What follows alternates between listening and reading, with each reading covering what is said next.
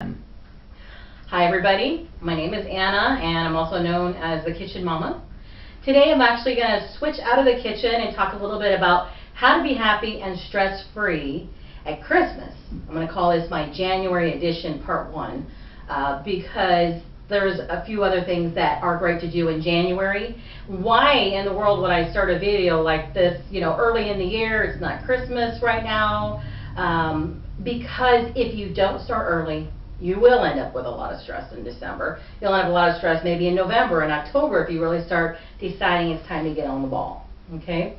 So my next video, actually, I'm going to do an addition to. I'm going to talk a little bit more about why and a little bit of the history as to why it used to be a little easier to get it all done, and it seems like almost impossible to do everything, the whole dream idea of how we want everything to turn out nowadays.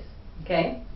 But in January, an awesome thing to do is to take all the envelopes that you just got from all your cards and think about all the people you just maybe exchanged gifts with, like close family members and stuff. Who moved? Who moved? Go in and start by changing that in your address book. Set that information aside because you're going to need it again.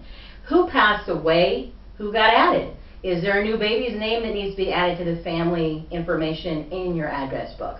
Okay, this is the perfect time to add that information. By the way, my favorite time to update all this stuff is New Year's Day. It just kind of feels like your new year, you're gearing up for that new time frame, all new beginnings. Great time to do this.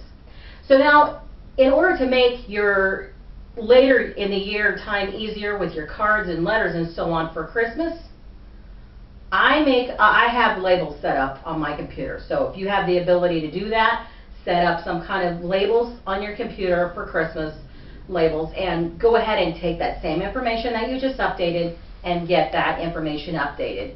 There's nothing worse than if somebody did pass away and you're into the next Christmas year's stuff. Now you're pulling up your labels and there's their information still in there.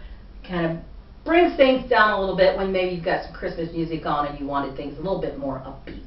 Okay? So this is also a good time if you haven't done your thank you notes yet.